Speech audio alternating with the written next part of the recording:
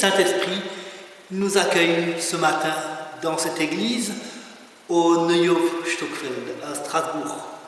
Soyez toutes et tous les bienvenus. Nous sommes le dimanche Exaudi, ce qui veut dire écoute. Écoute, Seigneur, ma voix qui crie vers toi. Parole du psaume 27, le verset 7. Écoute, Seigneur, ma voix qui crie vers toi. Et ce matin, nous voulons croire que Dieu entend et répond. Je connais les projets que j'ai formés pour vous, projets de paix et non de malheur, afin de vous donner un avenir et une espérance. Frères et sœurs, nous sommes bien rassemblés à cause d'une promesse. Dans l'Écriture, par sa parole, Dieu trace un chemin devant nos pas. Il nous ouvre un avenir, il promet une espérance. Ce matin, ensemble, nous voulons crier vers lui, prier vers lui, chanter vers lui et le chercher de tout notre cœur. Alors chantons notre louange avec le psaume 27, « Le Seigneur seul est ma lumière ». Les paroles du chant s'affichent à l'écran.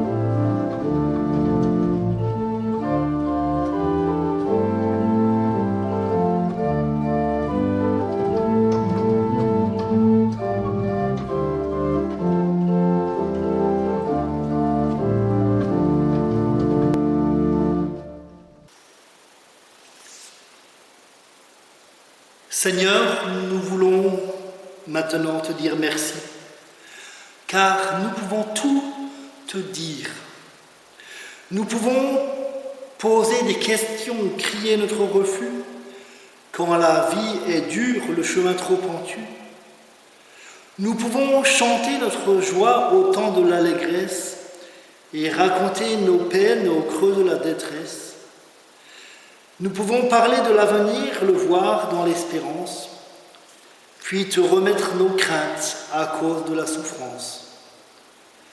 Nous pouvons déposer notre amertume, le fruit de nos rancœurs, et recevoir ton pardon, plus fort que nos peurs. Nous pouvons crier notre colère devant les injustices et confesser nos paresses, avouer notre avarice. Nous pouvons poser notre fardeau, nos doutes et nos soucis pour hisser notre voile au souffle de ton esprit. Devant toi, Seigneur, nous pouvons tout te dire et nous voulons te louer. Louange à Dieu le Créateur, à Jésus-Christ notre Sauveur, au Saint-Esprit, le Défenseur.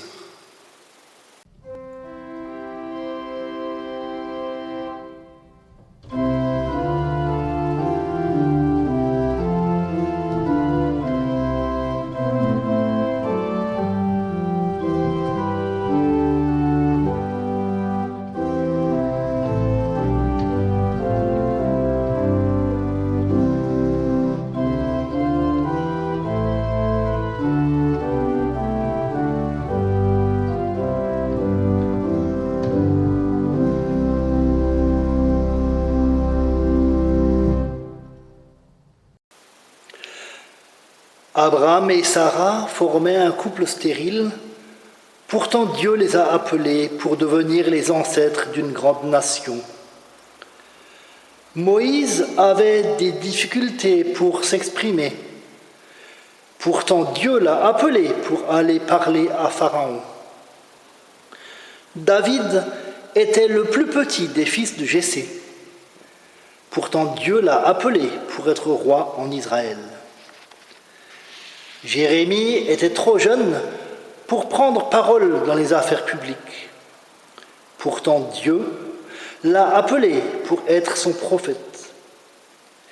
Pierre était impulsif et il est devenu un renégat.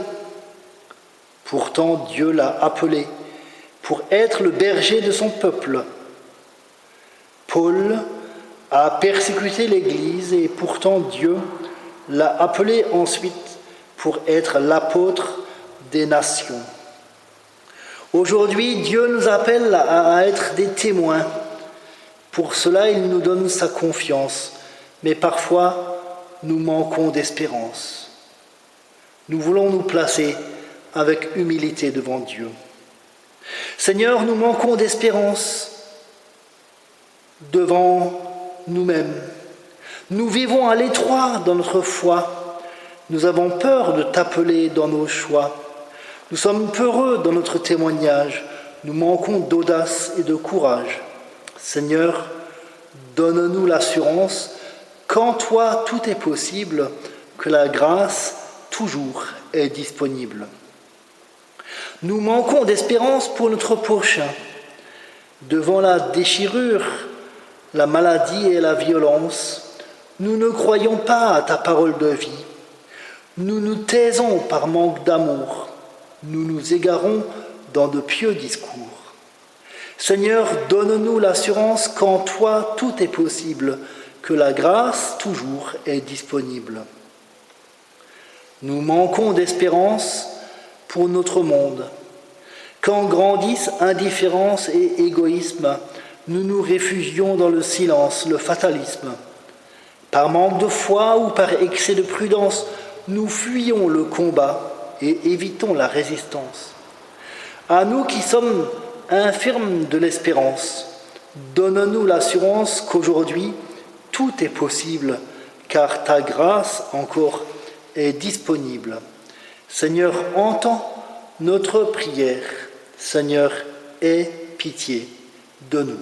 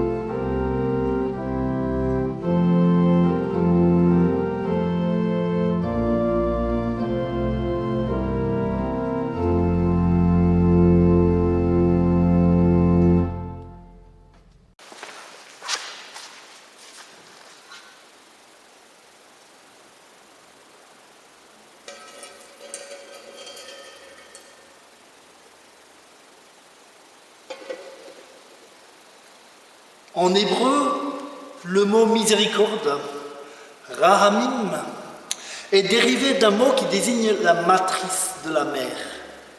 La miséricorde est comme une nouvelle naissance, un recommencement, une résurrection. Pour nous, ce matin, retentit la grande nouvelle de l'Évangile. Aujourd'hui, Dieu fait miséricorde. Sa bonté n'est pas épuisée, sa bienveillance est notre assurance. Que la grâce et l'amour de Dieu nous donnent de renaître à la foi, qu'ils inspirent nos pensées, nos paroles et nos pas, que Dieu nous accorde son pardon et sa vie. Chantons maintenant la victoire de la vie. Christ est ressuscité, de la mort a triomphé.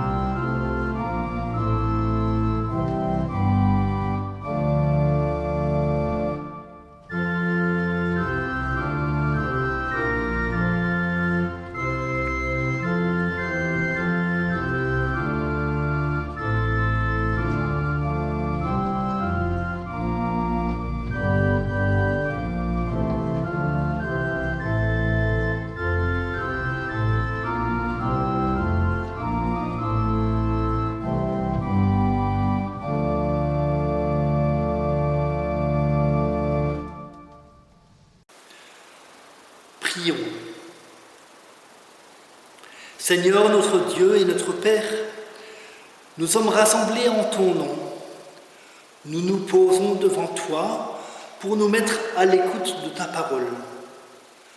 Accorde-nous le privilège de te chercher de tout notre cœur et la grâce de te trouver. Ta parole est grâce et paix. Donne-nous de nous en emparer, qu'elle éclaire notre avenir et devienne notre espérance. Amen.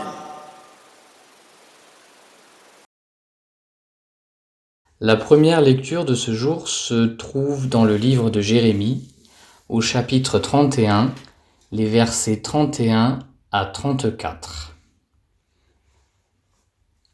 Les jours viennent, déclaration du Seigneur, où je conclurai avec la maison d'Israël et la maison de Juda une alliance nouvelle. Non pas comme l'alliance que j'ai conclue avec leur père, le jour où je les ai saisis par la main pour les faire sortir d'Égypte. Alliance qu'ils ont rompue, bien que je sois leur maître. Déclaration du Seigneur. Mais voici l'alliance que je conclurai avec la maison d'Israël après ces jours-là. Déclaration du Seigneur. Je mettrai ma loi au-dedans d'eux, je l'écrirai sur leur cœur. Je serai leur Dieu, et eux, ils seront mon peuple.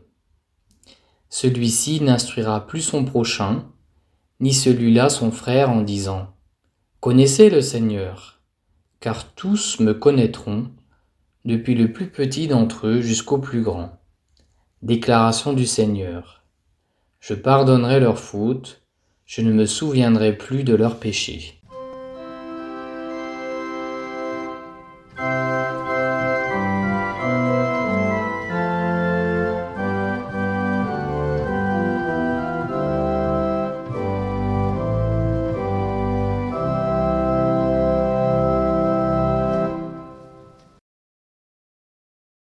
L'évangile du jour se trouve dans l'évangile selon Jean, au chapitre 16, les versets 5 à 15. Maintenant je m'en vais vers celui qui m'a envoyé. Et aucun de vous ne me demande « Où vas-tu » Mais parce que je vous ai parlé ainsi, la tristesse a rempli votre cœur. Cependant, moi, je vous dis la vérité. Il est avantageux pour vous que moi je m'en aille. Car si je ne m'en vais pas, le défenseur ne viendra pas à vous. Mais si je m'en vais, je vous l'enverrai. Quand il sera venu, lui, il confondra le monde en matière de péché, de justice et de jugement. En matière de péché, parce qu'ils ne mettent pas leur foi en moi. En matière de justice, parce que je m'en vais vers le Père, et que vous ne me verrez plus. En matière de jugement, parce que le prince de ce monde est jugé. J'ai encore beaucoup à vous dire, mais vous ne pouvez pas le porter maintenant. Quand il viendra, lui, l'Esprit de la vérité, il vous conduira dans toute la vérité. Car il ne parlera pas de sa propre initiative, mais il dira tout ce qu'il entendra, et il vous annoncera ce qui est à venir. Lui me glorifiera, parce qu'il prendra de ce qui est à moi pour vous l'annoncer. Tout ce qu'a le Père est à moi. C'est pourquoi j'ai dit qu'il prendra de ce qui est à moi pour vous l'annoncer.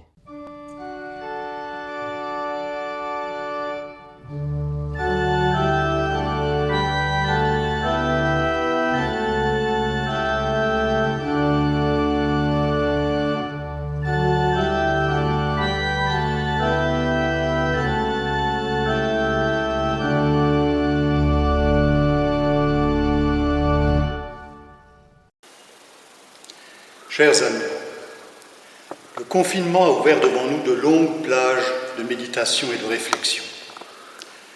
Le tout est de savoir si nous serons en tirer profit. allons-nous individuellement et collectivement tirer les leçons de cette crise aux dimensions multiples, qu'elles soient sanitaires, écologiques, politiques ou sociales?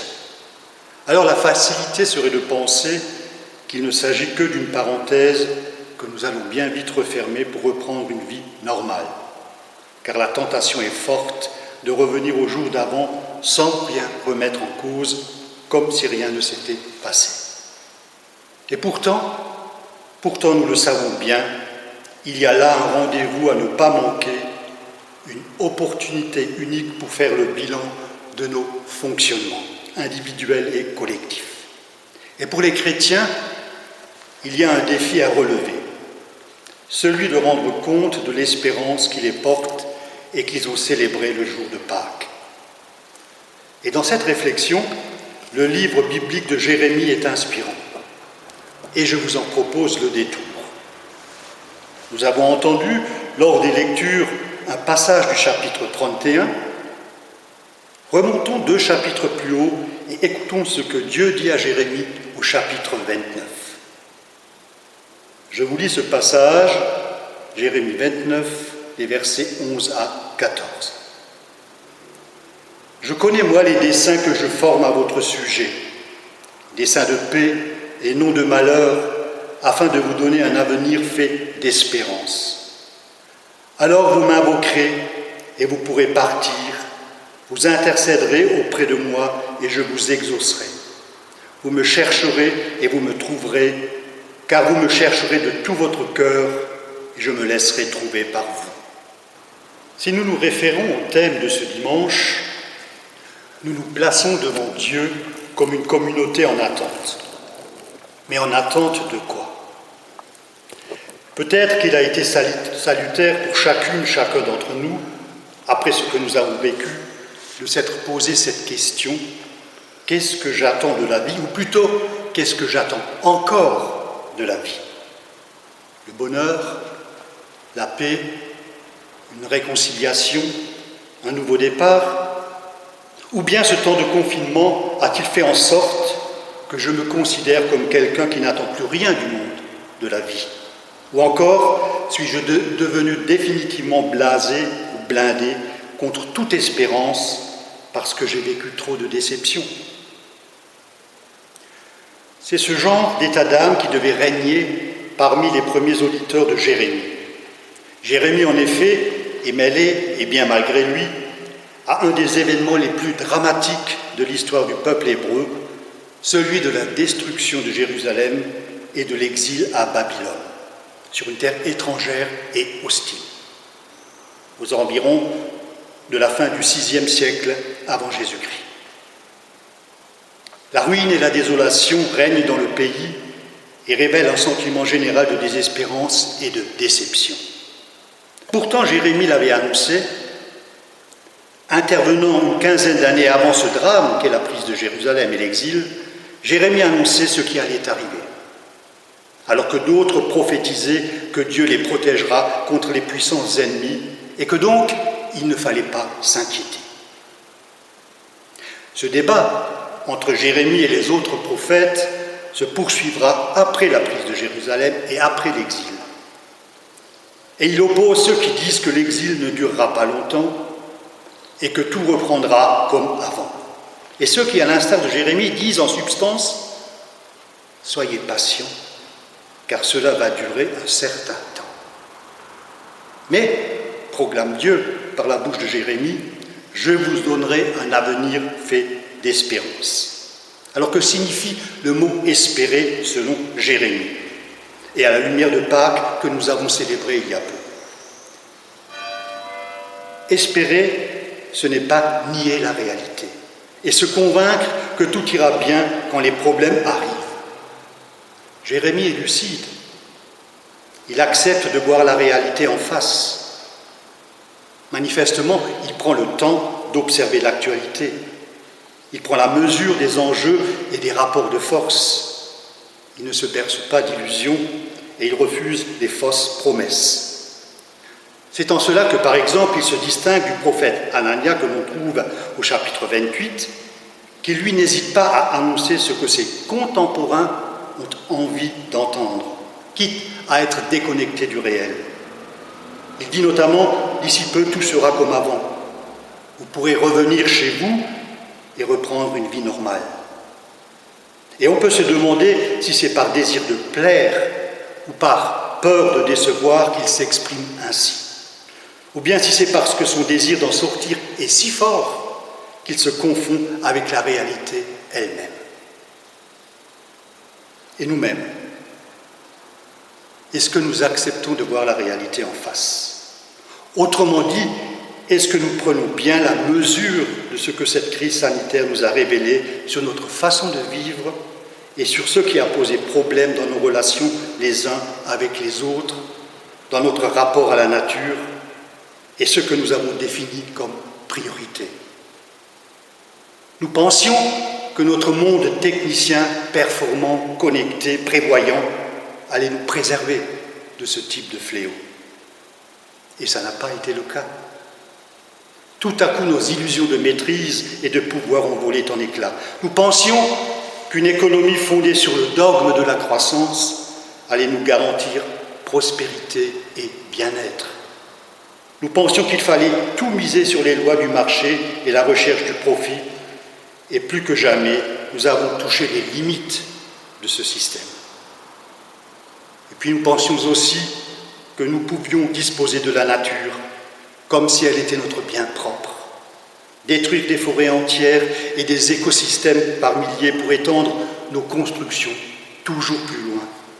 Et nous avons découvert que les pandémies proviennent en partie d'un manque d'espace habitable pour les autres espèces de vivants. Mais aussi, il faut le souligner fortement, cette crise a révélé en positif le dévouement d'un grand nombre de personnes, soignants, agents de l'État, éboueurs, salariés, mais aussi chercheurs, professeurs, artisans, commerçants ou bénévoles d'associations, tous prêts à donner beaucoup d'eux-mêmes pour le bien commun. Cette crise a aussi révélé l'importance des solidarités de voisinage ou de quartier, au-delà de tout intérêt financier, pour venir en aide aux plus vulnérables. Ce que cette crise, au fond, a révélé, c'est d'avoir mis en lumière notre incapacité à détenir la maîtrise de notre vie et de notre avenir. C'est d'avoir compris la nécessité d'accepter de remettre en cause ces dogmes ou ces fausses certitudes sur lesquelles nous avions fondé notre assurance, sur le plan économique notamment. Dans cette révélation et compréhension se trouve le germe d'une recréation et d'une autre vie possible, d'une nouvelle alliance. En effet, d'un avenir fait d'espérance au chapitre 29, Dieu, à travers Jérémie, nous propose une nouvelle alliance au chapitre 31. C'est le passage que nous avons entendu précédemment. Voici, les jours viennent, déclare le Seigneur, où je conclurai une alliance nouvelle avec le peuple d'Israël et le peuple de Juda. Cette alliance est nouvelle dans le sens où Dieu l'a fait avec chacun de nous. La loi n'est plus écrite sur une lettre figée dans des tables de pierre, mais écrite dans le cœur de l'humain. Au verset 33, « L'alliance que je conclurai avec le peuple d'Israël consistera en ceci, déclare le Seigneur. J'inscrirai mon enseignement non plus sur des tablettes de pierre, mais dans leur conscience. Je le graverai dans leur cœur, je serai leur Dieu et ils seront mon peuple. » L'alliance nouvelle se fait écriture dans notre cœur. Une écriture vivante, donc une écriture dynamique et même individuelle, puisqu'elle est écrite sur chaque cœur au singulier, car Dieu a un rapport particulier avec chacun. Chacun connaîtra l'Éternel, nous dit Jérémie. Nul ne dira en définitive « connaissez l'Éternel », car tous le connaîtront directement, du plus petit au plus grand. Chacun aura une expérience de Dieu.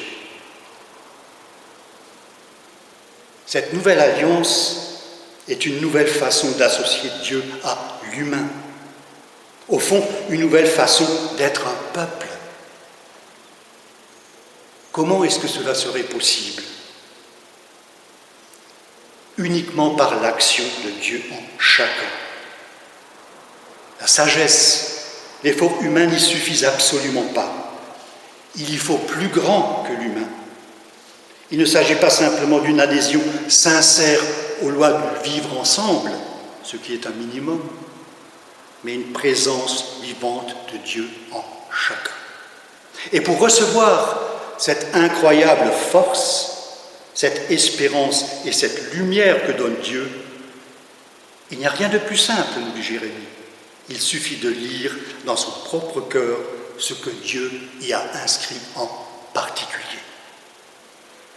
Ainsi, en annonçant la nouvelle alliance promise par Dieu, le prophète Jérémie oriente nos regards vers Jésus-Christ.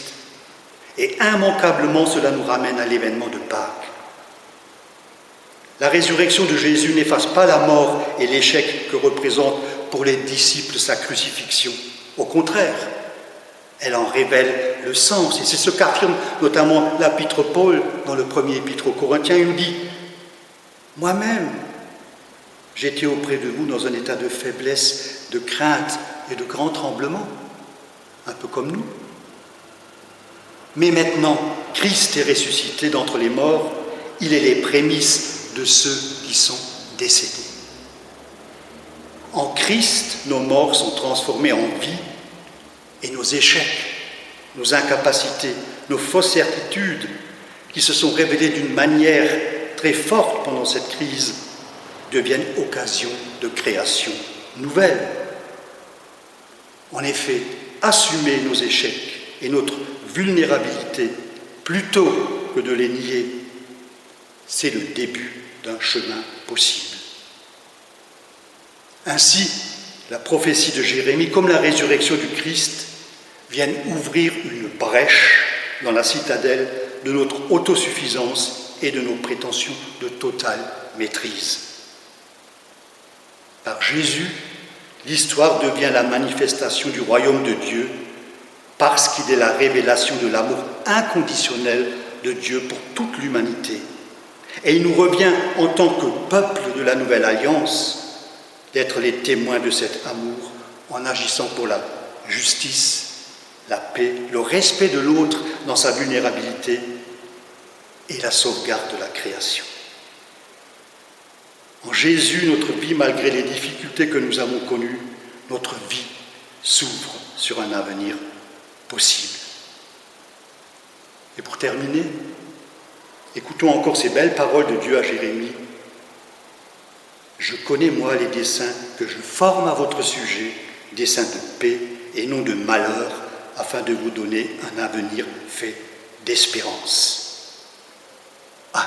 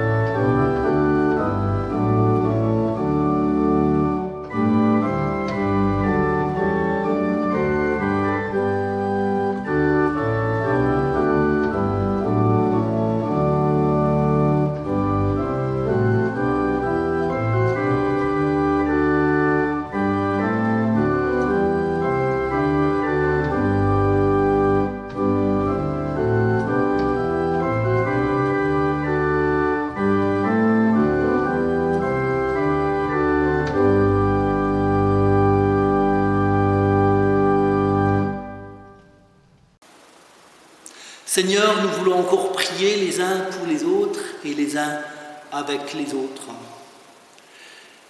Seigneur, par les prophètes, tu as établi ton alliance. Par ton Fils Jésus-Christ, tu as renouvelé cette alliance sur la croix. Et même si Jésus est caché maintenant à nos yeux, nous croyons à sa vie, à sa force et à sa paix en nous et parmi nous. C'est pour cela que nous pouvons faire monter vers toi nos prières. Pour les contemplatifs, témoins de l'invisible dans un monde anxieux d'efficacité immédiate. Pour les hommes d'action, dont l'engagement stimule notre responsabilité à l'égard du monde. Seigneur, nous te prions. Pour les poètes et les artistes, dont le rêve ouvre des brèches dans les murs. Pour les économistes, dont la rigueur nous ramène à la dure réalité des situations, Seigneur, nous te prions. Pour ceux qui croient à un monde meilleur, qui dénoncent la médiocrité et les absurdités, pour les techniciens qui cherchent à faire reculer les limites du possible, Seigneur, nous te prions. Pour ceux que les échecs et les déceptions risquent de mener au désespoir et au fatalisme, pour ceux qui, grisés par le succès, deviennent durs envers les autres, Seigneur, nous te prions. Pour ceux qui entreprennent et pour ceux qui abandonnent leurs projets, pour les nostalgiques du passé et pour les impatients de l'avenir, Seigneur, nous te prions. Tu nous as rassemblés ici afin que nous nous réjouissions en ta présence invisible, que nous fassions communauté en espérance de toi.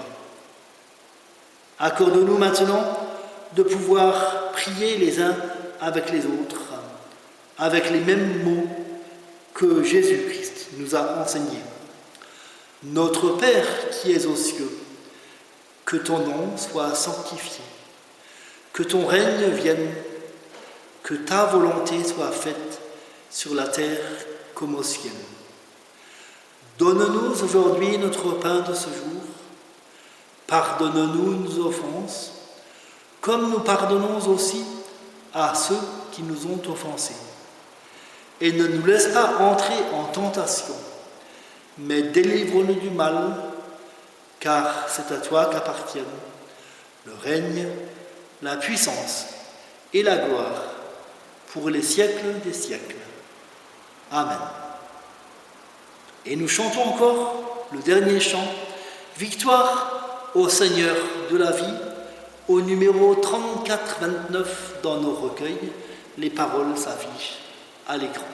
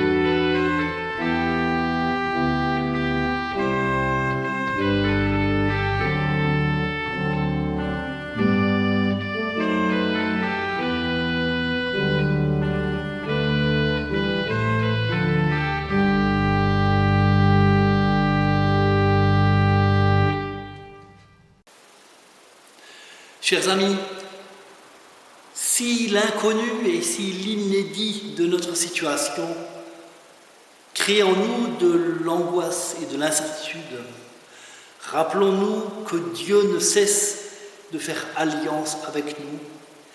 Il rétablit son alliance jour après jour avec nous et les uns avec les autres pour faire de nous une communauté en attente, une communauté en espérance.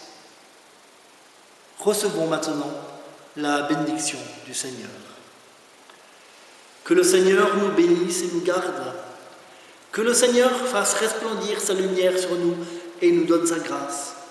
Que le Seigneur tourne sa face vers nous et qu'il nous donne sa paix maintenant et toujours. Amen. Bon dimanche à toutes et tous. Bonne journée au pluriel. À vous pour la semaine à venir.